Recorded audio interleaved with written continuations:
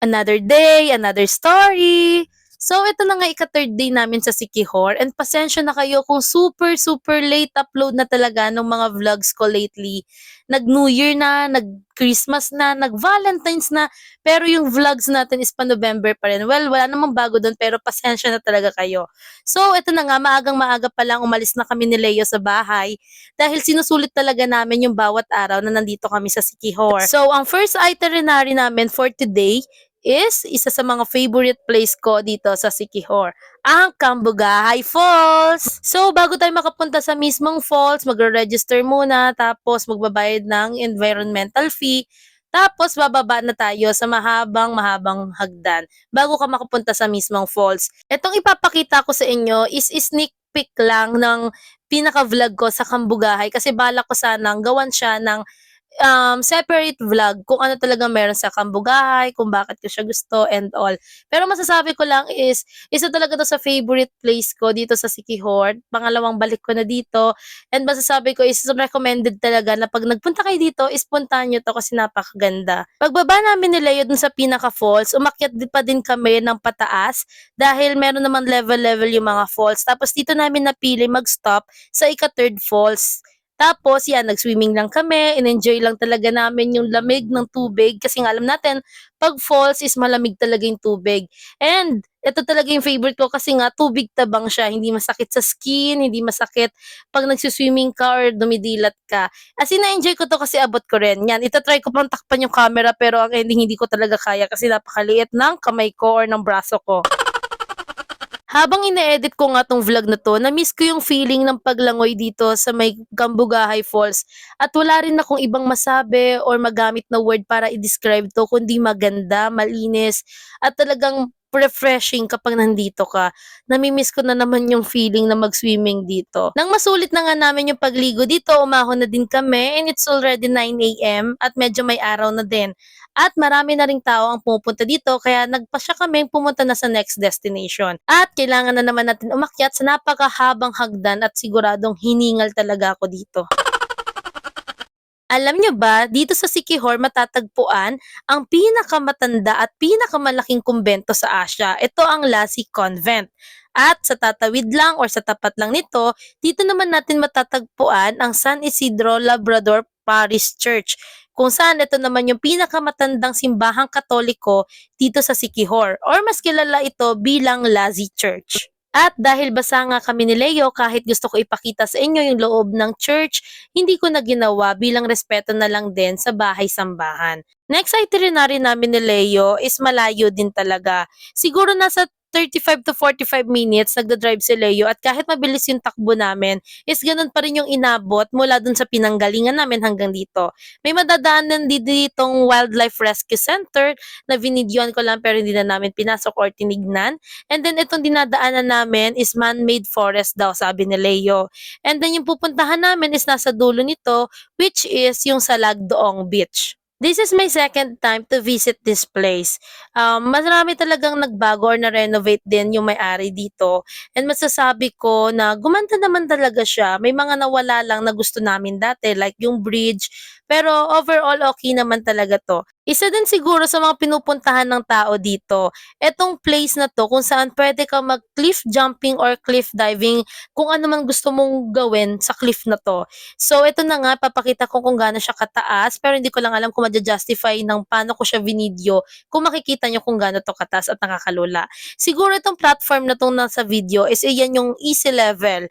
Tapos ito namang nasa taas na tinutungtungan ko, siguro ito na yung mga hard level. Kasi kahit si Leo, nalulula talaga siyang tumingin sa baba. Tinaawat niya na nga ako during this time na nagvi-video ko kasi natatakot siya na baka mahulog ako at hindi naman ako ganun marunong lumangoy. Hindi na. Sayang. Dito naman sa lilim namin napili lumangoy ni Leo at di na ako nakapag-video that time.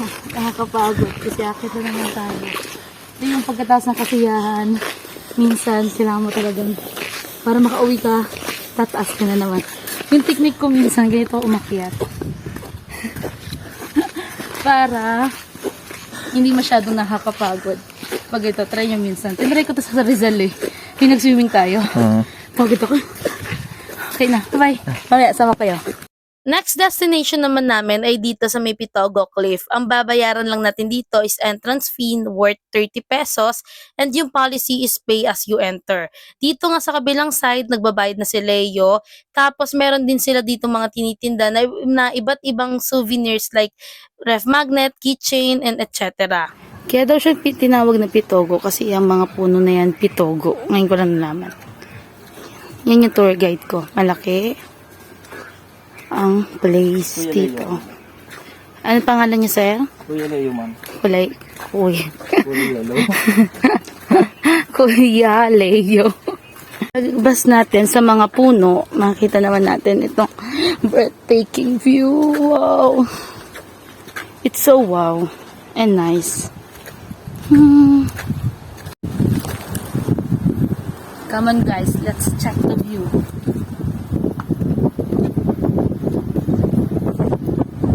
Wow.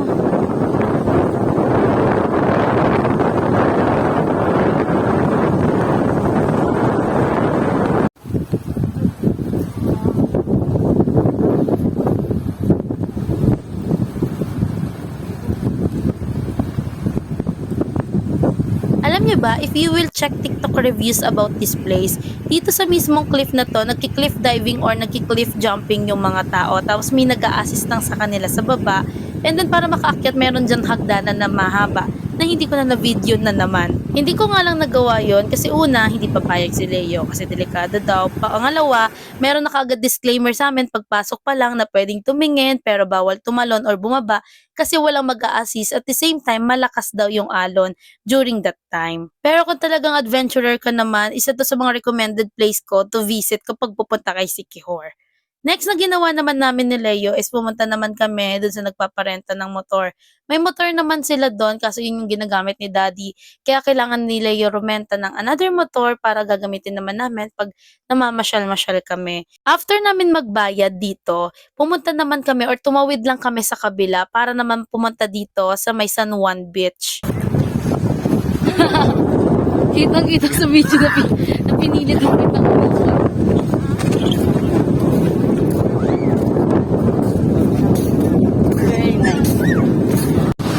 Alam nyo ba, di ba sabi ko sa inyo, ang isa sa favorite place ko dito is yung Cambugaay Falls. Pero meron pang isa. Hindi naman siya talagang masasabing tourist attraction. Pero, ito yung isa sa favorite ko dito. Guys, ano yung, di ba pag ganito? Pag ganyan sa Manila, ano expectation natin? Di ba madumi? Pero dito napakalinis. Ayun sabi ko sa inyo, napakalinis talaga. As in, may naglalaba pa dun, oh. Kasi sobrang linis talaga. Yun na nga, tingnan nyo, napakalinis talaga. Oh, makita nyo pa yung slippers ko, ano kulay. Oh, pink, di ba? Black na may pink. Ibig sabihin, ganun kalinaw talaga to. Tignan mo dun. Kapag ganyan sa Manila, ano expectation? Di ba madumi? Dito hindi, malinis. Kasi naglalaba sila dito. Wala lang naman, madalas dito ako nakakita. Yan, tingnan nyo. Di ba? Madalas, dito mas madalas ako makakita dito nang naglalaba dito sa part na to. Kasi dito dadaanan ako. May katulang kita. Puro ito. Pero dito, tingnan nyo. Ay, pwede nyo mag-swimming kasi lalaba-laba pa dito. Nag-swimming nga? Sige. Sige, for the vlog.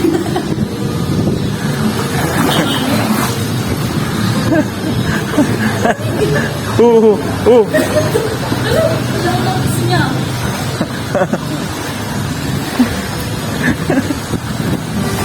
Malakas. Lakas lang. Yan lang. Stop natin from here is yun naman. Yan nandoon. Yung may mga blue na banderitas. Diyan tayo pupunta next. Tingnan nyo. Doon din galing yung tubig na yan. Kaya napakalinis. Ang galing talaga. So yan, pupunta na natin ngayon yung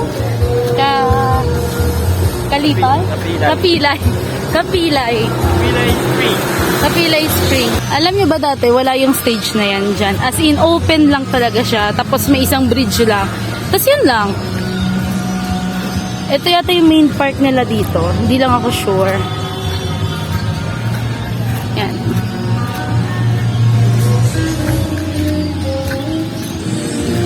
Diba? Sabi sa inyo eh. Ang ganda talaga. Tapos ang lamig ng tubig dito. And take note, may mga isdang lumalangoy dyan. Tingnan nyo, tatalo yung si Leo.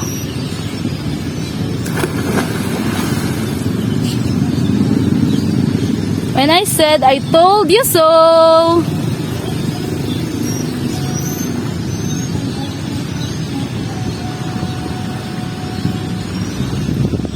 Sayang wala yung fish. Ayan o, ang liliit ng fish. Kuha ako ng ano. So, tatry natin to, tapos baba natin doon. Para makita ninyo na may mga fish talaga. Nagpapakain kami dito ni Angel eh. Kaso nasa Qatar kasi ngayon si Angel, kaya hindi namin siya kasama. Pero yan, try natin. Ayan o, yan, fish yan. Fish yan guys. Hindi lang talaga ma-justify ng camera ko kung ano nakikita. Pero mga fish yan, kasama namin lumalangoy. Yan yan fish. Sorry, hindi talaga ganun kalinaw camera ko.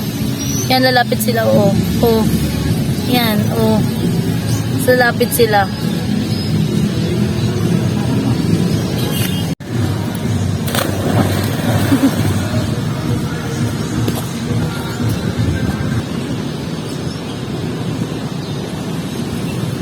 Yan, dito lang ako.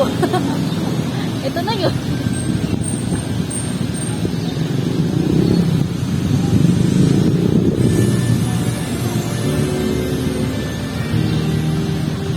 Dilaw.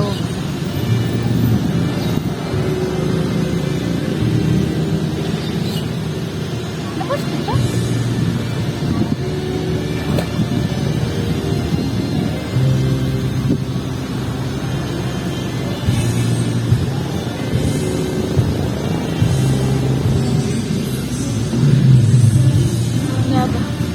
Po.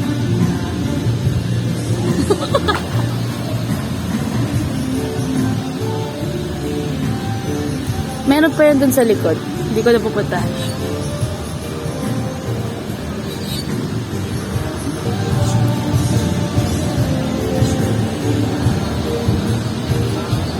Ito lang naman yon sa mga amazing na nangyayari dito sa Siquijor or sa place ng Siquijor. Tapos, di ba tinuro ko sa inyo kanina yung labahan doon? Sayang, dapat pala naglaba ako para nakita nyo. May sabon talaga na iwan pa doon. Tapos yan. So ito, kabugahay, tapos ayun, tapos ito. Pero pwede rin pangalawa to sa mga gusto ko. Mas gusto ko kasi talaga yung mga tubig tabang. Yan. At siya naman, mahilig naman siya sa tubig alat. Yan, nice. Baka dito na yung last namin for this day. Day 3. Dito na yung last na destination or yung itinerary namin for this day ni Leo. Kaya yun lang. Salamat sa pagsama ngayong araw. Bye-bye!